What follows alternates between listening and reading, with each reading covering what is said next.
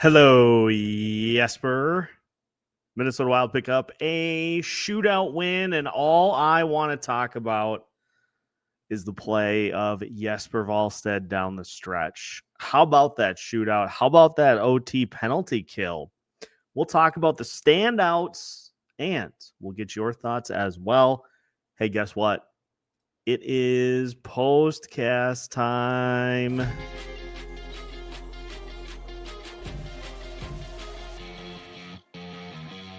You are Locked On Wild Postcast, part of Locked On Minnesota on the Locked On Podcast Network. Your team every day.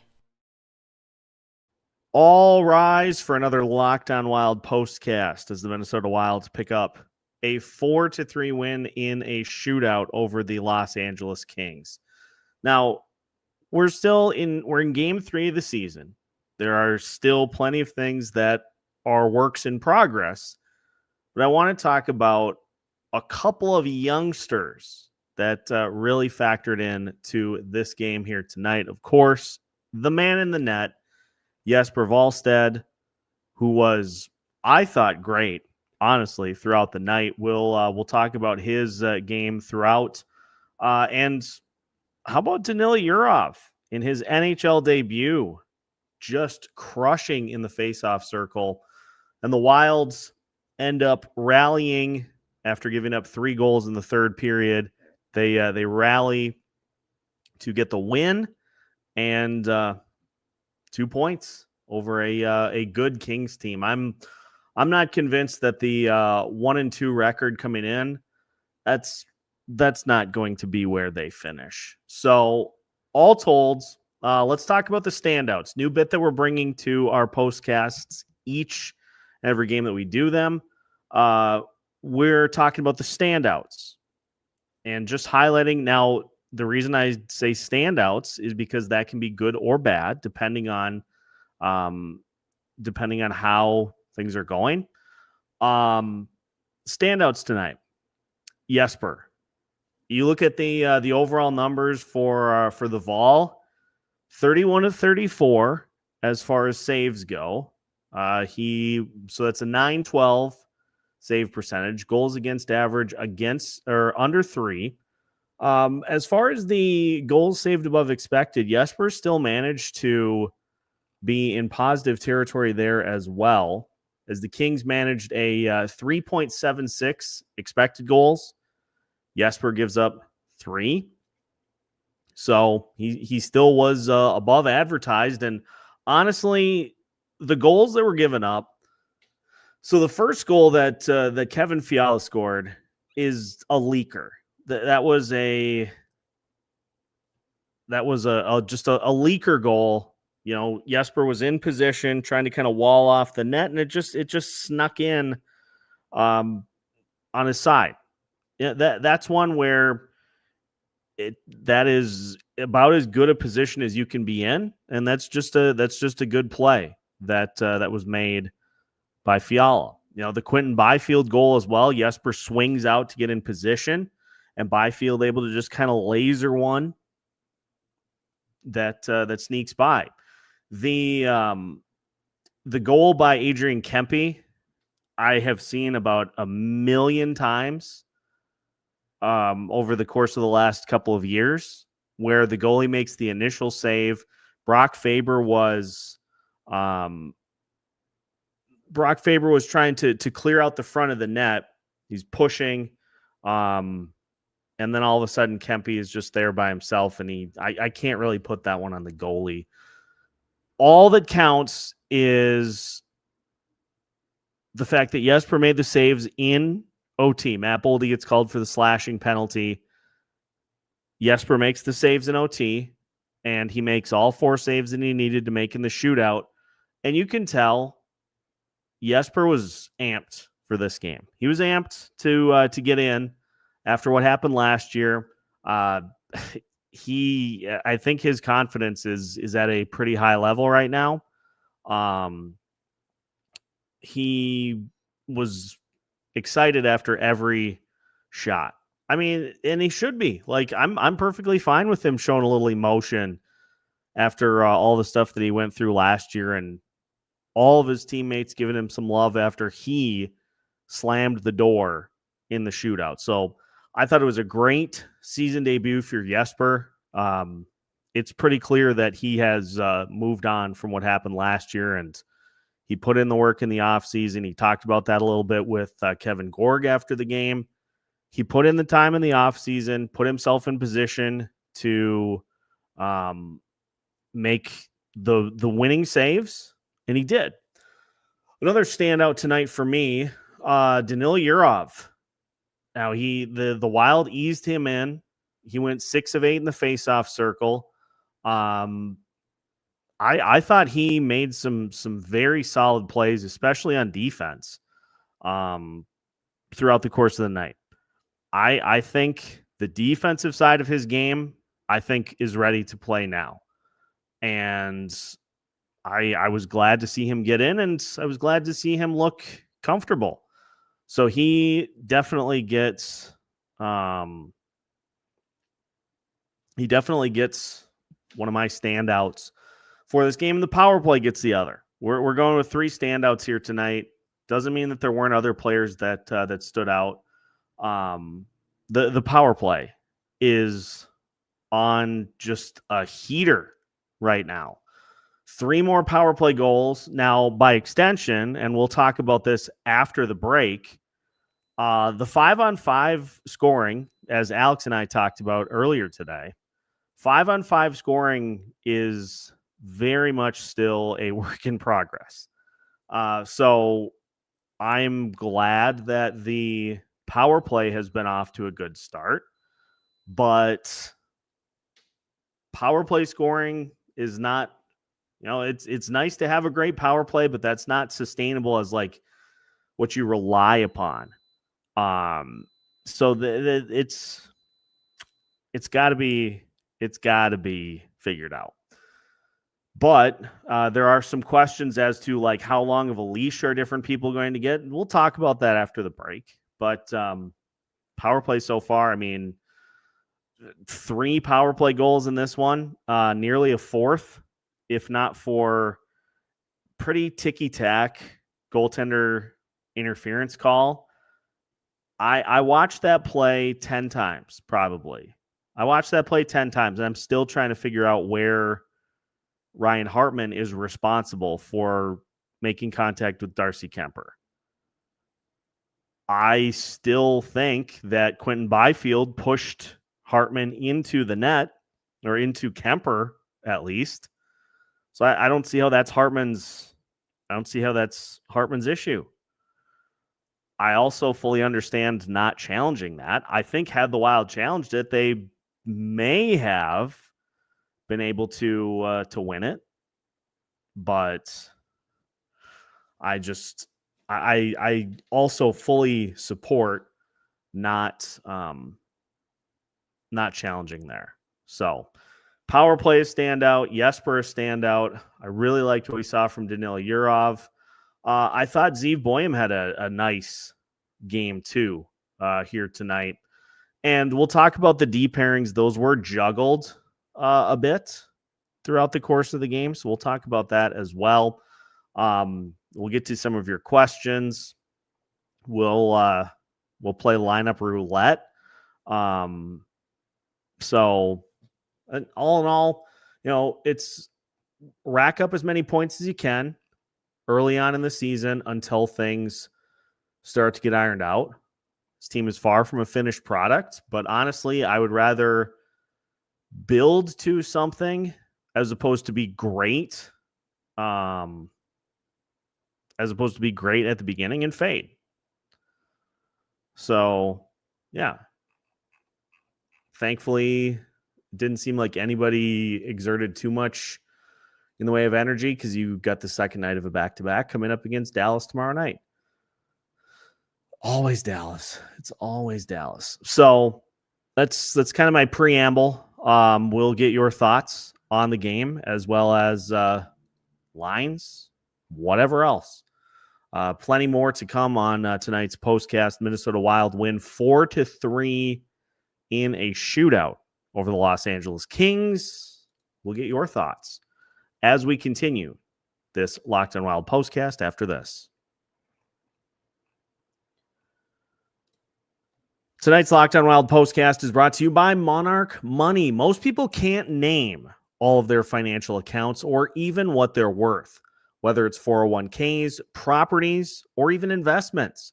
And when you don't have the full picture, you can end up leaving money on the table. That's why Monarch Money is here. It's an all-in-one personal finance tool that brings your entire financial life together in one clean, easy-to-use interface on your laptop or on your phone. Monarch is built for people with busy lives. If you've put off organizing your finances, Monarch is for you. Monarch does the heavy lifting for you. You can link all of your accounts in minutes, see clear data visuals, get smart categorization of your spending, and finally feel in control of your money without ever touching a spreadsheet. Don't let financial opportunities slip through the cracks. Use code LOCKEDONNHL at monarchmoney.com in your browser for half off your first year. That's 50% off your first year at monarchmoney.com with code LOCKEDONNHL.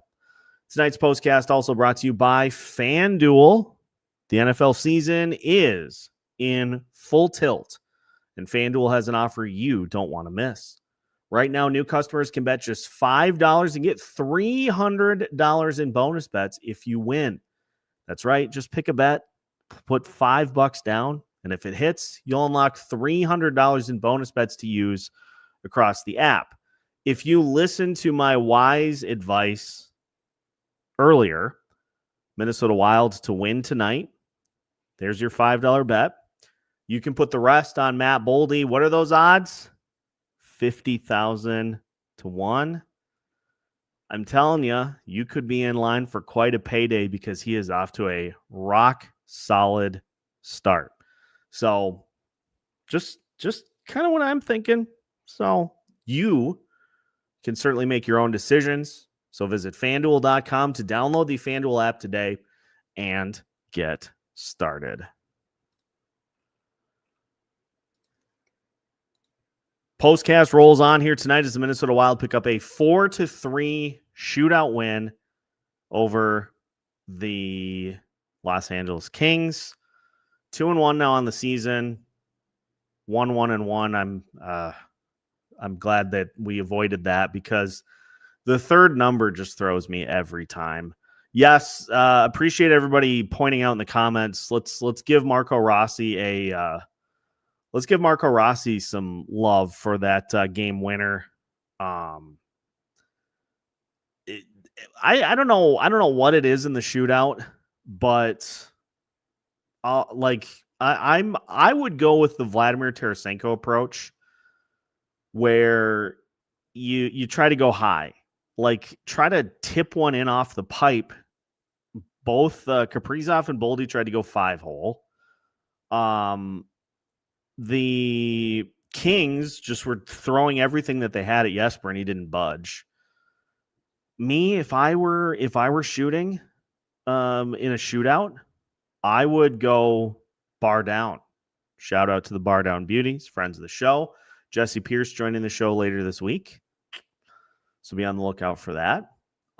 So let's talk about the offense, because the defense got shuffled around a little bit as the game wore on. The offense, by and large, 5-on-5 is a work in progress. The Minnesota Wild generated 3.03 expected goals. They had 38 unblocked shot attempts. 25 of them were low danger, 9 were medium danger, and 4 were high danger. But it seems like the puck handling in particular has been an issue. Like, just pucks bouncing off the sticks, like guys trying to do a little too much. I still think we're trying to gel these combinations together. And another point that I'll make, think about this. This Wild roster has been largely the same for 3 years, with the exception of a couple of new pieces. And by and large, guys have been playing with the same line mates. And now all of a sudden you're adding new players into the mix. And player A may not get to a particular spot in the same manner in which the previous line mate did. And so, you got to work on those types of things. I think at this point, what sort of a leash does Vladimir Tarasenko get? I think he still gets, I think he still gets plenty. Like, I think he will still get looks on that second line. I don't think he's going to be the move as far as that goes. I think if there were a move to be made on that second line, it would be in that opposite spot. But, he did have 2 assists tonight. So he was involved. It's just, it's a work. I keep using this phrase, work in progress to death. It is something that, by and large, in the preseason, you throw out these line combinations against either other people on the Wild roster or preseason teams. You didn't get a ton of run against actual NHLers. So it's going to be a feeling out process. If Danila Yurov can just own that faceoff circle, and he's not going to go 6 of 8 every night, but if he can win more often than he doesn't, maybe that allows the Wild to try some things, i.e., moving Ryan Hartman up in the lineup, which, as Hoptics points out, he certainly has earned. He certainly has earned the ability. I think outside of Kaprizov and Boldy, Hartman's been one of the best players on the roster through the first 3 games of the season. So he certainly has earned the opportunity. He's going to get a look there. That's how this is going to work is, hey, such and such player is going to get a look. If it works, okay, you stick with it for a little bit. If it doesn't, you move on to the next. You move on to the next thing. But I don't think the Wild will break Boldy and Kaprizov up unless absolutely necessary. You think about what they have generated as a combination. Now, a lot of that is on the power play, but think about what they have generated so far as a combination. That's hard to replicate. So I think that's a last resort for the Wild, breaking up Kaprizov and Boldy to try to deepen the lineup. So they're just going to continue to plug and play on that second line. And the Hartman, Foligno, Trenyan line tonight, that had some good run defensively. So it's just a matter of feeling it out. It's a feeling out process for about, 10, 15 games. But it is something that definitely needs to improve, because you can't bank on 5 delay of game penalties, or in the case of the Columbus Blue Jackets, 4 of them. You can't bank on a team going to the penalty box 6 times. That's not going to happen all the time. You're going to play more disciplined teams that are going to force you to beat them at 5-on-5. And you just need to find the formula that allows you to do that. Let's look at the D pairings a little bit. Although first, I should probably give my thoughts on Cam Fowler, a top-end elite defenseman that scores as well as Wayne Gretzky did and defends as well as Deion Sanders, while also being a member of the St. Louis Blues, which is, it's unfortunate. Should really be playing somewhere else. The D pairings tonight, Jonas Brodin and Brock Faber were 18 minutes, played 18 minutes together. We did see the return of Jake Middleton and Jared Spurgeon to the ice. We also saw a healthy amount of Zeev Boyum and Zach Bogosian together. Other than that, it was, one guy coming off of a shift, switching a little bit. So it'll be interesting to see if those are the pairings that we get going forward. Brodin, Faber, Middleton, Spurgeon, and Boyum, Bogosian. We'll see. Again, these will be worked on until they find a combination that works. I think a lot of the reason that we're seeing Jonas Brodin play with Brock Faber is because they are trying to work Brodin back in. And it looks as though Brodin is kind of starting to figure it out. He got 22 minutes tonight. I know he didn't play a ton on the penalty kill, which was interesting, but trying to not overload his limits right off of an injury, which I'm perfectly fine with. But Zeev, let's give Zeev a little credit here. I think part of the reason that this power play has been as good as it has is Zeev is looking for the kill up on top. Like, he's not looking to just kind of keep the puck moving. Like, he's looking to go down and attack. And you've got the cross ice chemistry between Kirill and Boldy. Matt Boldy has worked on that one-timer, by the way, which is great. And I loved Boldy on the greasy goal that he scored. I loved him taking the puck from the side of the net, skating it straight up and jamming it down Darcy Kemper's throat. That was nice. That is a mentality I would love to see more of from Boldy this year. And so to see him do that, to see him take that puck to the net and just ram that thing straight down Darcy Kemper's throat was gorgeous. I know it's a greasy goal and it's one of those like tip your cap kind of a goals, but still, Boldy could have passed that puck from there or tried to work it, further down the wall, but he said, no, I'm going to go make a play. And him and Kirill so far this year, absurd. So that was nice to see. And, we talked about it in the episode today. We had this theme of growing pains.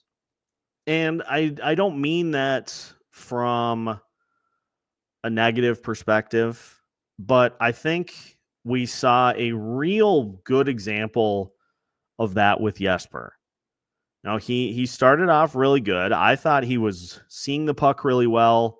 I thought he was putting himself in position. There were a couple of times that he got in position to make a save, and the puck either got blocked or kind of deflected a little bit, but he didn't panic. He just stayed in position and made the save.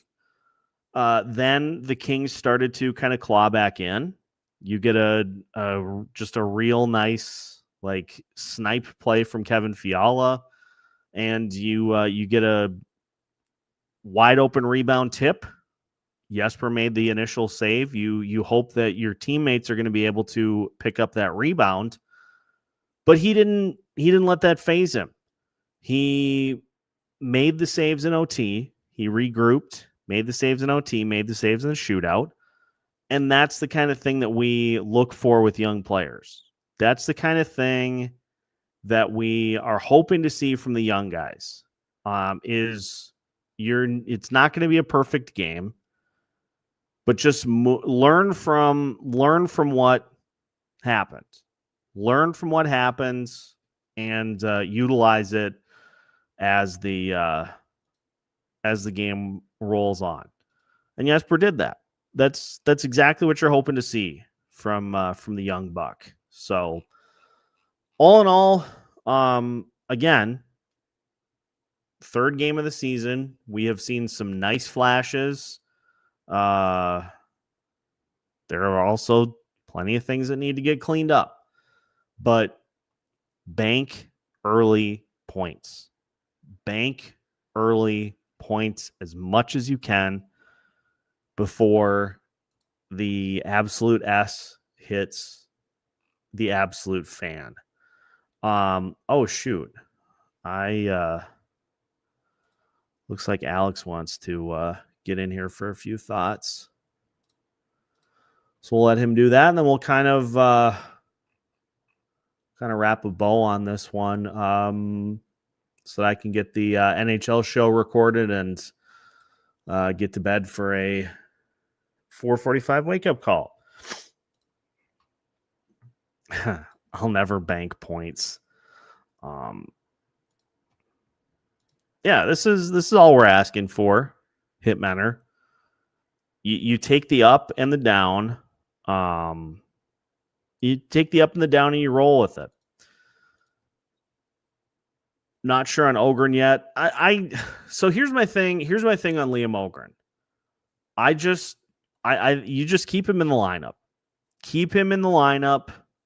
My thoughts, if I was the coach, I say, okay, the pressure of making the team is gone. Now just go out there and play. So I leave Ogren in the lineup and let him hit his light bulb moment. And once he does, again, you're going to have the hiccups, you're going to have the learning moments, but just let him figure it out. Keep him in the lineup. If he has a rough game, just have a talk with him. Just have a talk with him and just communicate and just see where he's at. How are you handling things? Do you feel like you're acclimating well to NHL life? Is there anything we can help you out with?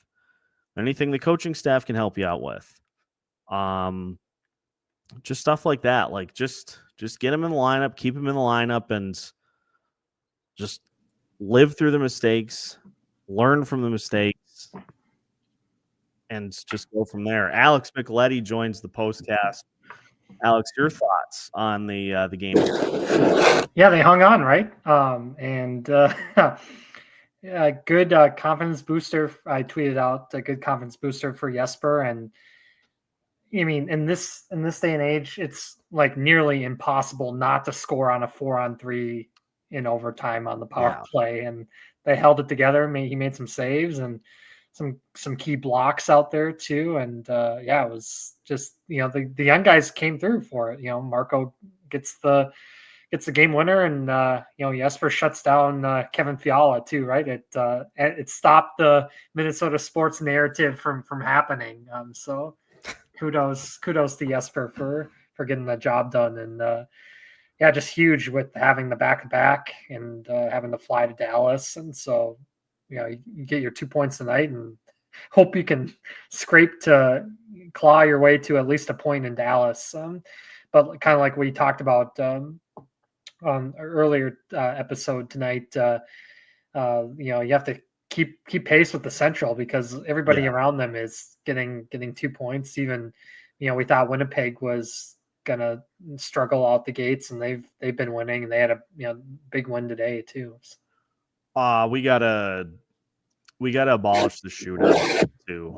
Like Gary's gotta do something, because you're now at a point where, and this is being mentioned multiple times in the chat, which is why I kind of want to bring it up.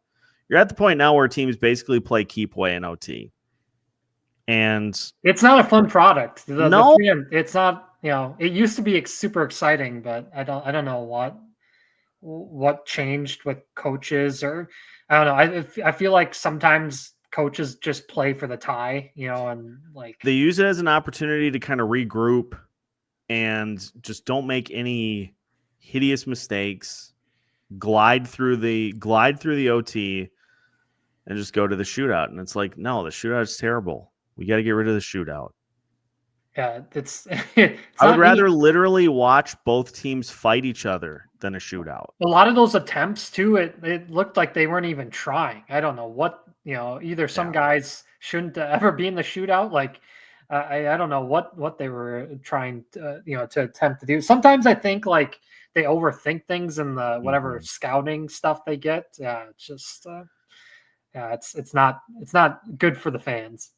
I would, if it were me, I would aim every shootout shot at the same trajectory that Jared Spurgeon's power play goal went in. Like, just zip it right past the ear hole. And can we talk about one of the worst things I hate about is you get a loser point. You still get a point for losing, which is so. You gotta abolish the loser hockey point is too. NHL is so backwards in there. You get a point for losing. Like, what? You don't see that in any other. No. Green Bay didn't get rewarded for a tie. Right. Dallas didn't get rewarded for a tie.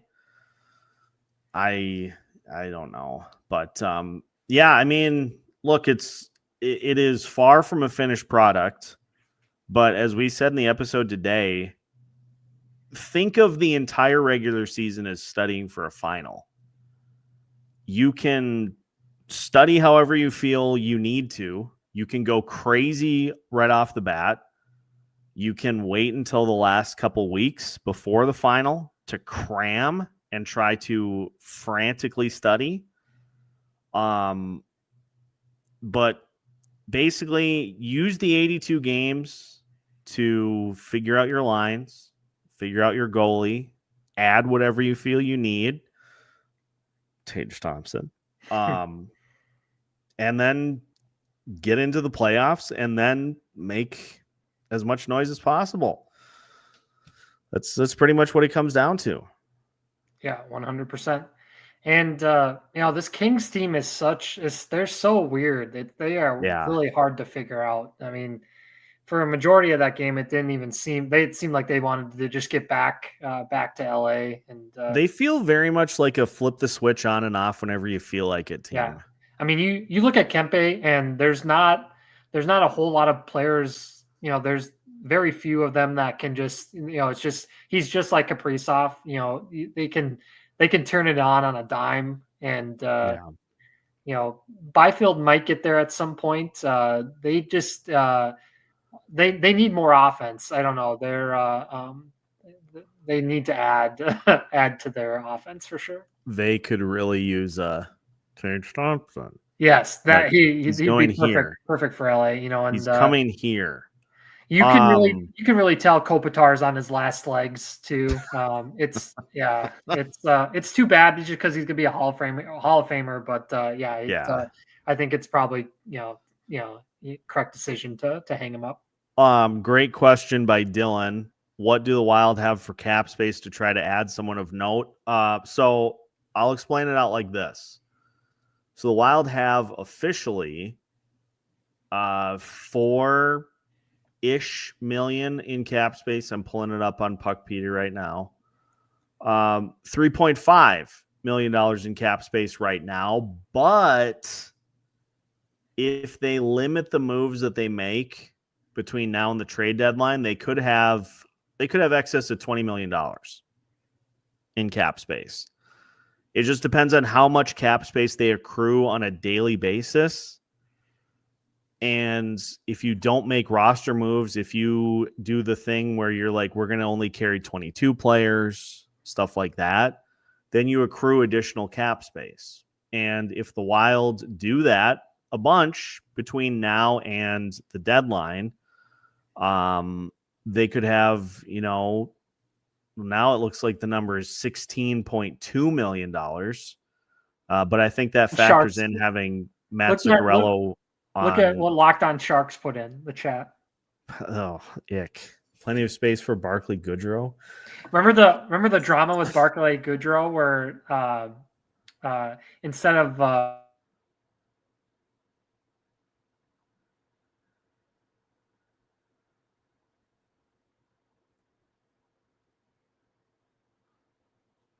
We'll come back to that from Alex. I think he may have accidentally exited out of the chat. But basically, there he's back. There he's back. I don't know what happened. Yeah. Oh, what I was gonna say was, I don't know if you heard me, but Goudreau had. Boy, the internet just does not want this Barclay Goodrow point to get out.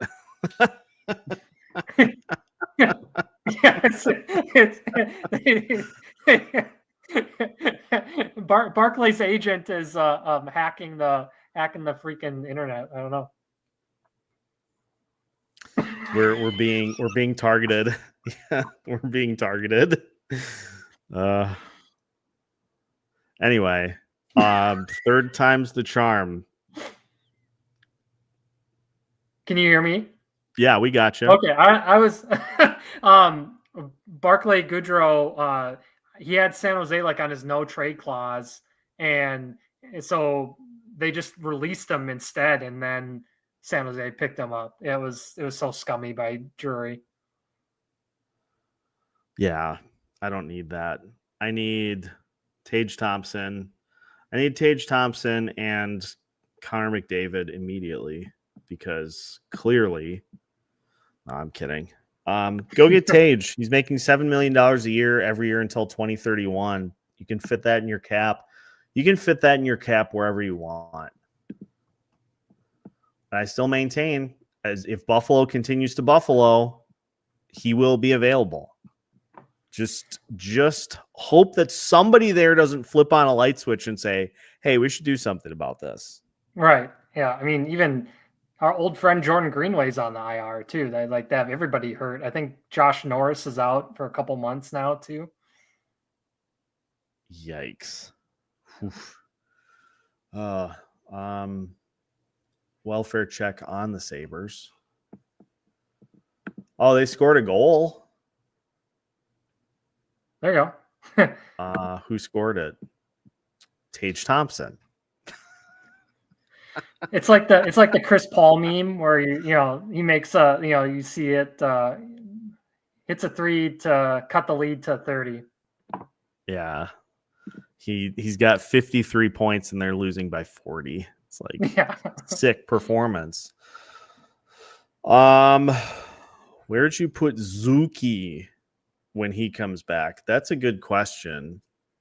And back with Kaprizov. It's probably what they'll do. But and honestly, put Boldy with Eric Sinek again. I wouldn't mind seeing Zuccarello with Tarasenko, because I think the playmaker shooter thing can work. But yeah, I will just read the tea leaves and assume that John Hines will put him back in the top line. It's nice to see some signs of life from Tarasenko tonight. He rose from the dead. A couple apples, but I don't know. He's weird to figure out here still. I don't know. Yeah. I don't know why he was out for the shootout, but who knows? But I see the chat. I see, keep Cap and Boldy together. I would love that. It just, it seems like, again, the second line is still, that's where Boldy and Eric Sinek could, get some chemistry, and then, Zuccarello's got that with Kaprizov. I don't know. They need a second line if they, in the playoffs, it keeps happening where they just have one line, and that doesn't get it done. They can't keep getting away with it. Yeah.